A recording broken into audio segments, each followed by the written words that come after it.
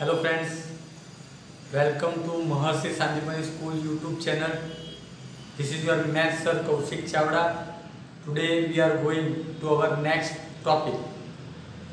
આજે આપણે ચેપ્ટર 4 એનો નેક્સ્ટ પોઈન્ટ 4.2.2 જેમાં બે વિકર્ણ અને ત્રણ બાજુ હોય આપી હોય એવી રચનાઓ વિશેનો અભ્યાસ કરીશું, જેમાં આપણે સ્વાધ્યાય 4.2ની અંદર આવી કેટલીક રચનાઓને જોઈશું. તો સૌથી પહેલાં આપણે જોવાનું છે ચતુષ્કોણ LIFT લિફ્ટ. હવે ચતુષ્કોણ લિફ્ટને દોરવા માટે સૌથી પહેલાં આપણે એક કાચી આકૃતિ છે તૈયાર કરીશું. એની મદદથી આપણે રચના વ્યવસ્થિત રીતે દોરી શકીશું. તો સૌથી પહેલાં તો એક કાચી આકૃતિ ચતુષ્કોણ લિફ્ટની દોરી દઈએ, જેમાં આપણે કોઈપણ પ્રકારનું માપ લેવાની જરૂર નથી, ફક્ત એક ચતુષ્કોણ જ દોરવાનો છે જે આપણને આકૃતિ દોરવામાં હેલ્પ કરશે. તો આપણો ચતુષ્કોણ રેડી છે. હવે આ ચતુષ્કોણનું નામ આપણે આપી દઈએ LIFT લિફ્ટ. હવે ચતુષ્કોણમાં LI, તો LIનું માપ આપ્યું છે 4 સેન્ટીમીટર, IFનું માપ આપ્યું છે 3 સેન્ટીમીટર, TLનું માપ આપ્યું છે 2.5 સેન્ટીમીટર, LF જે વિકર્ણ છે એ વિકર્ણનું માપ આપણને આપ્યું છે 4.5 સેન્ટીમીટર, અને બીજો વિકર્ણ છે IT, અને ITનું માપ આપણને આપ્યું છે 4 સેન્ટીમીટર. હવે આ પ્રકારના ચતુષ્કોણની રચના આપણે કરવી છે. તો હવે આપણે સૌથી પહેલાં બેઝિક એનું લઈશું. તો બેઝિકમાં આપણે જોઈએ તો એની LIનું માપ આપણને આપ્યું છે 4 સેન્ટીમીટરનું. તો આપણે સૌથી પહેલાં તો સ્કેલની મદદથી 4 સેન્ટીમીટર માપનો રેખાખંડ દોરી દઈશું. પહેલાં એક પોઈન્ટ કરીશું 0 બિંદુને. હવે આ 4 સેન્ટીમીટર માપ આપણું રેડી છે. આપણે રેખાખંડ દોરી દઈશું LI રેખાખંડ, જેનું માપ થશે 4 સેન્ટીમીટરનું. હવે આપણે LIની મદદથી બાકીના બે ચાપ છે એ જોઈશું. તો સૌથી પહેલાં LTનું માપ તમે જોઈ શકો છો 2.5 સેન્ટીમીટર આપ્યું છે. તો આપણે સ્કેલની મદદથી પરિકરની જે છે માપ 2.5 સેન્ટીમીટરનું લઈશું. તમે જોઈ શકો છો 2.5 સેન્ટીમીટર. 2.5 સેન્ટીમીટર માપ લીધા પછી Lને કેન્દ્રમાં ગણવાનું છે. Lને કેન્દ્રમાં ગણી અને પછી જ આપણે ચાપ આપવાનો છે. તો આપણો Lને કેન્દ્રમાં ગણીને એક ચાપ 2.5 સેન્ટીમીટરનો આપણે આ તરફ આપી દઈશું. સેમ એ જ રીતે IF દોરવા માટે આપણે 3 સેન્ટીમીટરનો ચાપ જોઈએ છે. તો આપણે પરિકરની મદદથી 3 સેન્ટીમીટરનો ચાપ લઈશું. IF દોરવું છે તો આપણી પાસે I બિંદુ છે. I બિંદુથી ચાપ મારવાનો છે એટલે આપણે Iને કેન્દ્રમાં રાખી અને એક ચાપ IF માટે મારીશું. હવે જો તમારે F બિંદુ જોઈએ છે તો LFનું માપ લેવું પડે. LF આપ્યું છે 4.5 સેન્ટીમીટર, જેની મદદથી આપણને F બિંદુ મળશે. એવી જ રીતના T બિંદુ માટે આપણે ITનું માપ લેવું પડશે 4 સેન્ટીમીટર. સૌથી પહેલાં આપણે ITનું માપ લઈને 4 સેન્ટીમીટરનો ચાપ રચીશું. તો Iને કેન્દ્રમાં રાખીને સ્કેલની મદદથી આપણે 4 સેન્ટીમીટરનું માપ લઈ Iને કેન્દ્રમાં રાખ્યા બાદ આપણે એક ચાપ રચી દઈશું. આ ચાપ જ્યાં છેદે છે એનું જે છેદ બિંદુ છે એને આપણે નામ આપીશું T. સેમ એ જ રીતે 4.5 સેન્ટીમીટરનું ફરી આપણે માપ લઈશું અને Lને કેન્દ્ર ગણીશું. અને Lને કેન્દ્ર ગણીને આપણે એક ચાપ રચીશું અને એ ચાપ જ્યાં છેદે છે ત્યાં આપણે નામ આપીશું F. તો અહીંયા આપણને T અને F એમ બે બિંદુઓ મળશે. હવે આપણે બધા જ રેખાખંડો છે એને સ્કેલની મદદથી જોડીશું. તો અહીંથી આપણે L બિંદુને જોડીશું તો LT, F બિંદુને જોડીશું I સાથે તો IF, અને T અને Fને જોડતા આપણને મળશે TF. આમ સમગ્ર રેખાખંડ જોડાઈ ગયા બાદ આપણે વિકર્ણો જે છે એ વિકર્ણોને પણ જોડી દઈશું. તો આપણો વિકર્ણ 1 અને આ બીજો વિકર્ણ જે છે આપણો TI અથવા તો IT જે કોઈ આમાં બે વિકર્ણો આપણા રચાશે। હવે આપણે બધા જ માપ દર્શાવી દઈશું, જેમ કે આ 3 સેન્ટીમીટરનું માપ છે, આ 2.5 સેન્ટીમીટરનું માપ છે, આ જે આડું છે એ 4 સેન્ટીમીટરનો આઈટી છે, આ જે આડો એલએફ છે એ 4.5 સેન્ટીમીટર માપ દર્શાવે છે। આ પ્રમાણે આપણી રચના પૂરી થશે। નેક્સ્ટ બીજી આકૃતિ જોઈએ, ચતુષ્કોણ ગોલ્ડ। ચતુષ્કોણ GOLDમાં OLનું માપ આપ્યું છે। તો આપણે સૌથી પહેલાં તો આ રચનાને દોરવા માટે કાચી આકૃતિ દોરી દઈશું। કાચી આકૃતિ આપણી આ પ્રમાણે રહેશે, ચતુષ્કોણ ગોલ્ડ માટેની કાચી આકૃતિ।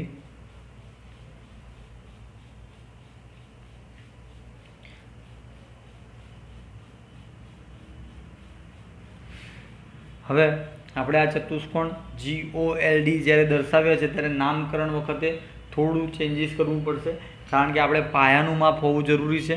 અહીંયા જો આપણે GO પાયો લઈએ તો GO અહીંયા માપ આપેલું નથી, એટલા માટે આપણે નામકરણ કંઈક આ પ્રમાણે કરીશું, GOLD, જેમાં LD અથવા તો DLનું માપ આપણને આપી દીધેલું છે। તો એની મદદથી આપણે સારી રીતે આકૃતિ દોરી શકીએ। સૌથી પહેલાં OLનું માપ લઈએ તો OLનું માપ છે 7.5 સેન્ટીમીટર। ત્યાર પછી GL, તો GL એ વિકર્ણ દર્શાવે છે, તો આપણે વિકર્ણ દોરી દઈશું અને વિકર્ણનું માપ આપ્યું છે 6 સેન્ટીમીટર। ત્યાર પછી GD, તો GD છે એનું માપ પણ 6 સેન્ટીમીટર છે। LD, તો LD જે પાયો બને છે એનું માપ 5 સેન્ટીમીટર છે। અને OD એટલે કે જે બીજો વિકર્ણ છે, કેમ કે આપણે જે શીખી રહ્યા છીએ એ રચનામાં 2 વિકર્ણ અને 3 બાજુના જ માપ હશે, તો એ પ્રકારની રચના આપણે શીખી રહ્યા છીએ એટલે આપણને આ પ્રમાણે મળશે। હવે આપણે સૌથી પહેલાં DL જે આપણો છે 5 સેન્ટીમીટરનો એ આપણે અહીંયા આકૃતિમાં દર્શાવીશું। તો 0 ઉપર બિંદુ કરીશું અને 5 સેન્ટીમીટર કીધું છે એટલે ત્યાં બિંદુ કરી અને આપણે DL જે આકૃતિ છે એ DL આકૃતિ દોરીશું। DL આકૃતિ થશે 5 સેન્ટીમીટરની। હવે આપણે દાખલાને આગળ વધારીએ તો આપણે સૌથી પહેલાં તો 6 સેન્ટીમીટરનું માપ લેવું પડશે। 6 સેન્ટીમીટરનું જે માપ છે એની મદદથી આપણે GD દોરી શકીશું। એવી જ રીતના 7.5 સેન્ટીમીટરનું માપ લઈશું તો આપણે LO દોરી શકીશું। તો આપણે આ બંનેને ધ્યાનમાં રાખી અને સૌથી પહેલાં 6 સેન્ટીમીટરનું માપ લઈ લઈએ। હવે 6 સેન્ટીમીટરનું રેખાખંડ દોરવા માટે આપણે માપ લીધું છે DG અથવા તો GD દોરવો છે તો D ને કેન્દ્રમાં રાખીને આપણે એક ચાપ રચવો પડશે। ચાપ કંઈક આ પ્રમાણે આવશે। હવે તમે જોઈ શકો છો કે GL પણ 6 સેન્ટીમીટર જ છે, તો L ઉપરથી આપણે G બિંદુ માટે ચાપ જો અહીંયાથી મારી દઈએ તો આપણે ફરીથી માપ લેવાની જરૂર પડે નહીં, એટલે આપણે બીજી વખત માપ ન લેવું પડે, એટલે આપણે અહીંયા શું કરી દઈશું, બિંદુ જે છે માપ દર્શાવી દઈશું અને ચાપ જે છે એના છેદ બિંદુને નામ આપી દઈશું બિંદુ G, જેથી કરીને આપણને ફરીથી માપ ન લેવું પડે। હવે LO છે 7.5 સેન્ટીમીટરનો છે, તો 7.5 સેન્ટીમીટર માટે આપણે પરિકરની મદદથી માપ લઈશું અને Lને કેન્દ્રમાં રાખીને 7.5 સેન્ટીમીટરનો એક ચાપ રચીશું કંઈક આ પ્રમાણે। હવે O બિંદુ માટે આપણે DOનું માપ લેવું પડે। DOનું માપ આપ્યું છે 10 સેન્ટીમીટર। જો Dને કેન્દ્રમાં રાખીને ચાપ મારીશું તો આપણને O મળશે, તો આપણે 10 સેન્ટીમીટરનું પરિકર છે, પરિકરની મદદથી 10 સેન્ટીમીટરનું માપ લઈ લઈશું। 10 સેન્ટીમીટરનું માપ કંઈક આ પ્રમાણે આવશે। દોસ્તો યાદ રાખવાનું છે કે તમારું માપ લેતી વખતે તમારું પરિકર છે એ હલવું ન જોઈએ, અને ચાપ મારતી વખતે જો તમારું પરિકર થોડું પણ માપ ચેન્જ થઈ જાય છે તો તમારો દાખલો છે ખોટો પડી શકે છે, એટલે આ વસ્તુને ધ્યાનમાં રાખવી। હવે આપણે 10 સેન્ટીમીટરનો ચાપ રચીશું। ચાપ આપણે રચી દીધો છે। ચાપ રચ્યા બાદ આપણું જે બિંદુ છે, જે બિંદુનું નામ આપણે આપી દઈશું O।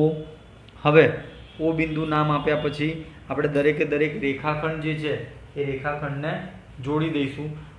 તો સૌથી પહેલાં આપણે દોરીએ તો G અને D ને જોડતો રેખાખંડ દોરીશું DG। ત્યાર પછી O અને L ને જોડતો રેખાખંડ દોરીશું OL। ત્યાર પછી ઓ અને જીને જોડતો રેખાખંડ દોરીશું, જીઓ જે હાલ બહુ ફેમસ છે.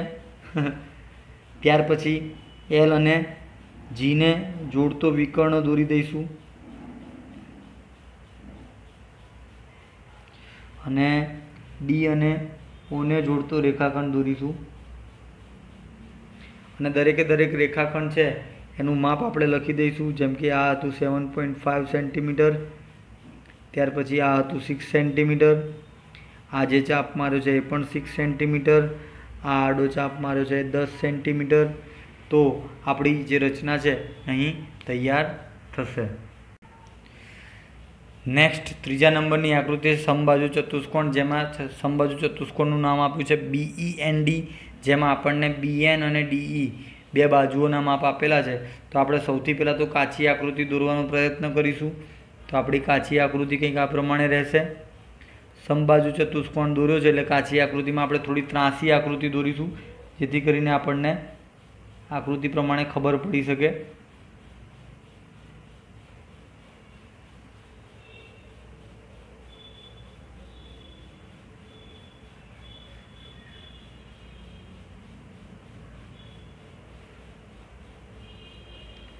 તો આપણી આ જે ચતુષ્કોણ છે BEND એ રેડી છે. આપણે એનું નામ આપી દઈશું BEN અને D બેન્ડ, જેમાં BN જે છે સામસામેના બિંદુઓ છે, એટલે કે એક વિકર્ણ રચાય છે જેનું માપ છે 5.6 સેન્ટીમીટર. ત્યાર પછી સેકન્ડ છે DE બિંદુ છે જેનું માપ છે 6.5 સેન્ટીમીટર. હવે વિદ્યાર્થી મિત્રો, ધોરણ 8 એના ચેપ્ટર નંબર 3માં તમે સમબાજુ ચતુષ્કોણના કેટલાક ગુણધર્મો શીખ્યા હતા. તો એ ગુણધર્મ પ્રમાણે તમને ખબર હોય છે કે કાટખૂણે વિકર્ણો દ્વિભાગે છે. હવે તમે જોઈ શકો છો કે બાજુના માપ નથી આપ્યા, બાજુના માપ આપ્યા નથી, તેમ છતાંય આપણે સમબાજુ ચતુષ્કોણ વિકર્ણોની મદદથી દોરવાનો છે. કેવી રીતે દોરાય? તો સૌથી પહેલી વસ્તુ તો તમારે યાદ રાખવાની છે કે તમારે આ બંનેમાં આપેલા માપમાંથી તમારે જે એકી સંખ્યામાં માપ આપ્યું છે એને આપણે પાયા તરીકે દોરીશું. તો એકી સંખ્યામાં આપણને DE આપ્યા છે 6.5 સેન્ટીમીટર. તો આપણે 6.5 સેન્ટીમીટર જે છે એને પાયા તરીકે લઈશું. તો હું અહીંયા 0 બિંદુ લઉં છું, જેને આપણે 0 એકમ સમજીશું. અહીંયાથી 6.5 સેન્ટીમીટર લેવું છે તો 6.5 સેન્ટીમીટર ઉપર એક બિંદુ દોરી અને એક રેખાખંડ દોરીશ. રેખાખંડનું નામ આપણે આપીશું DE, કારણ કે આપણે જે માપ લીધું છે DE રેખાખંડનું છે, જે 6.5 સેન્ટીમીટર દર્શાવે છે. હવે સૌપ્રથમ તો આપણે જે આ રેખાખંડ લીધો છે એ રેખાખંડનું મધ્ય બિંદુ લેવું પડશે. જેમ કે અહીંયા કાટખૂણે દુભાગે છે તો આપણે અહીંયા મધ્ય બિંદુ O સમજીએ. તો આપણે મધ્ય બિંદુ લાવવા માટે આપણે DE રેખાખંડ છે એના સરખા બે ટુકડા કરવા પડશે. તો એના માટે વિદ્યાર્થી મિત્રો સ્કેલની મદદથી તમારે આ કામ નથી કરવાનું. તમે જે ધોરણ 7માં રચનાઓ શીખ્યા હતા એને ધ્યાનમાં રાખીને આપણે એના બે ટુકડા અથવા તો બે ભાગ કેવી રીતે કરી શકીએ એના વિશેની માહિતી તમને આપું. તો તમારા જે આ DE રેખાખંડ છે એમાં પરિકરની મદદથી અડધાથી વધારે માપની ત્રિજ્યા લેવાની છે. અડધાથી વધારે માપની ત્રિજ્યા લઈ અને એને ધ્યાનમાં રાખીને આપણે એક ચાપ ઉપર તરફ ડીને કેન્દ્રમાં રાખીને અને એક ચાપ નીચે તરફ ડીને કેન્દ્રમાં રાખીને રાખીશું. સેમ એ જ રીતે એનું એ જ માપ લઈ, એની એ જ ત્રિજ્યા લઈ, ઈને કેન્દ્ર ગણીને આપણે એક ચાપ ઉપર તરફ રચીશું અને ઈને કેન્દ્ર ગણીને નીચેની તરફ પણ એક ચાપ રચીશું. આ બંને ચાપ જ્યાં છેદે છે એ બંને ચાપને જોડતું એક રેખા દોરીશું. એક આ મુજબ આ રેખા જે નીકળે છે એ રેખાને આપણે PQ રેખા નામ આપી દઈએ. અને અહીંયા જે છેદ બિંદુ મળ્યું છે, જે કાટખૂણે છેદે છે, એને આપણે નામ આપી દઈએ બિંદુ O. હવે શું કરવાનું છે તો કે તમારી BN રેખા છે, તો BN રેખા જે છે એ બે ટુકડામાં વિભાજિત છે. તો BN રેખા છે 5.6, એના બે ભાગ કરીએ તો બે ભાગ થશે 2.8. છેદ ઉડાડીશું તો, કેમ કે 28 દુ 56 થાય, તો 5.6 ના અડધા થશે 2.8. તો આપણે 2.8 માપની ત્રિજ્યા લઈ ઓને કેન્દ્ર ગણી ઉપર અને નીચે તરફ ચાપ રચવા પડશે. તો આપણે શું કરીશું? 2.8 માપ લેવા માટે આ 3 સેન્ટીમીટરથી 1 કાપો અને 2 કાપા ઓછા કરીશું એટલે 2.8નું માપ મળશે. હવે આપણે ઓને કેન્દ્ર ગણીશું. ફરી એક વખત માપને ચેક કરી લઈએ. ઓને કેન્દ્ર ગણીશું. ઓને કેન્દ્ર ગણીને ઉપર તરફ એક ચાપ રચીશું અને સેમ એજની એ જ વસ્તુને ધ્યાનમાં રાખીને નીચે તરફ પણ એક ચાપ રચીશું. આ બંને ચાપ જ્યાં છેદે છે ત્યાં જે છેદ બિંદુ આપણને મળ્યા છે એ છેદ બિંદુમાં આ જે ઉપરનો ચાપ છે એને આપણે એન નામ આપી દઈશું અને આ જે નીચે બિંદુ મળ્યું છે એને નામ આપી દઈશું બી. એટલે આપણો BN વિકર્ણ થઈ ગયો. હવે આપણે આ બધા જ બિંદુઓને જોડતા રેખાખંડો દોરીશું. જેમ કે અહીંયા હું બી અને ડી બિંદુને જોડતું રેખાખંડ દોરી રહ્યો છું. સેમ એ જ રીતે ઈ અને બીને જોડતો આપણે રેખાખંડ દોરીશું. એ જ રીતે એન અને ઈને જોડતો રેખાખંડ દોરીશું અને સેમ એ જ રીતે ડી અને એનને જોડતો રેખાખંડ દોરીશું.